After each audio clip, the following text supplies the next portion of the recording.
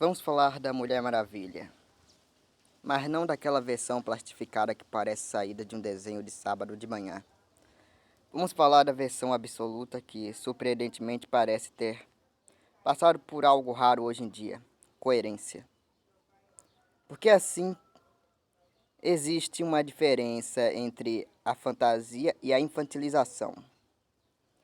A versão clássica da Mulher Maravilha muitas vezes cruza essa linha sem nem perceber.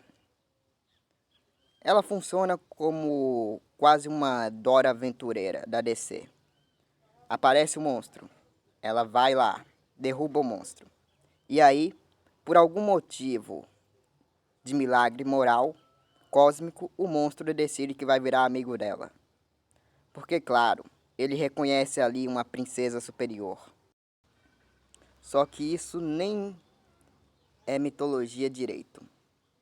Se você pega um cenário mitológico de verdade, um Hércules da vida, um Teseu, enfrentando o Minotauro, o que acontece? Se ele pisa no bicho e tira o pé, o bicho levanta e continua tentando matar ele. Porque é isso que criaturas fazem. Agora corta para a versão absoluta. Ali você tem uma Diana que aparece entender. Ela junta criaturas perigosas e mantém elas sob controle. Quase como uma velha cercada de gatos. Só que os gatos podem te dilacerar se você piscar errado. Isso faz sentido, porque sem controle eles se matam, simples assim. Já a versão tradicional é como se fosse uma adolescente com poderes divinos, tentando resolver terrorismo com discurso idealista.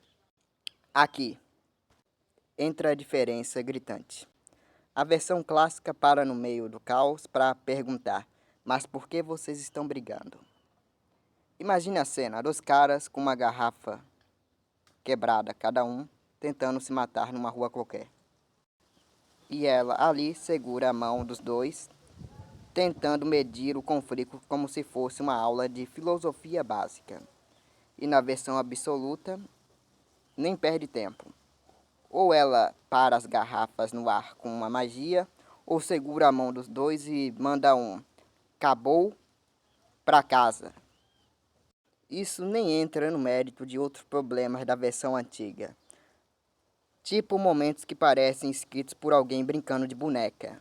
Ou quando a personagem vira alvo de uma sexualização completamente gratuita. Porque, sinceramente, se não fosse o freio editorial da DC, aquilo descarrilharia para algo mais questionável. No fim das contas, a Mulher Maravilha clássica tenta ser um símbolo platônico, quase uma ideia pura de virtude, mas vive protegida por roteiro e carregando uma ingenuidade que beira o absurdo. Enquanto isso, a versão absoluta parece finalmente entender o mundo que vive. Em resumo, uma quer compreender a briga, a outra quer resolver a briga.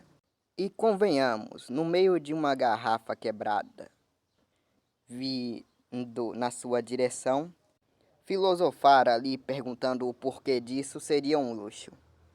Aí a gente entra também num ponto que normalmente passa batido, mas diz muito sobre o problema da personagem, a tal mitologia da Mulher Maravilha. Porque, em teoria, ela deveria ser uma das coisas mais ricas da DC. Você está lidando com deuses gregos, um panteão que basicamente moldou metade da imaginação ocidental, mas o que algumas HQs fazem com isso? Um grande Ctrl+C, Ctrl+V estético. Só que sem entender o que está copiando. Aparece um Dionísio com rabo de raposa, um Hades com cabeça de vela. E você para e pensa, isso significa o que exatamente? Não é releitura, não é reinvenção, é só design jogado. Sempre tem alguém para defender. Ah, mas é estilização, é liberdade criativa, beleza. Mas a liberdade criativa sem direção vira só aleatoriedade com orçamento. Porque no mito original cada detalhe carrega o peso. Dionísio não é só o deus do vinho. Ele é do êxtase, ruptura, loucura, dissolução de identidade. Hades não é só o cara do inferno. Ele é ordem, inevitabilidade, o fim burocrático da existência ou algo nesse tipo. Agora, transformar isso num cara de cabeça de vela. Você não simplifica, você esvazia. E aí entra o outro detalhe curioso, que já foi mencionado antes, a sexualização meio gratuita. Porque várias dessas histórias, as personagens simplesmente estão sem roupa. Porque sim, não tem construção, não tem função simbólica clara. Não, é só Afrodite sendo Afrodite. Só que estética vazia tentando aparecer ousada. Afrodite era aparecem como se tivesse perdido o guarda-roupa no caminho.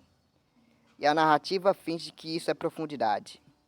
Mas o problema maior nem é esse. O problema maior é que a história tenta tocar em temas grandes e não se sustenta. Tem um momento que ela começa a flertar com a ideia clássica de a natureza do ser humano. Ser é divino, se é animal, se é algo no meio disso. Uma discussão que já apareceu lá atrás com Ion de Hefesto nos textos de Platão. Só que aqui isso vira pano de fundo, mais uma briga, mais um conflito resolvido no soco, no grito ou num discurso apressado.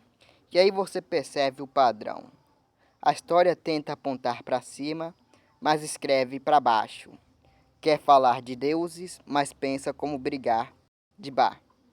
Quer discutir a essência humana, mas resolve com um discurso de esquina.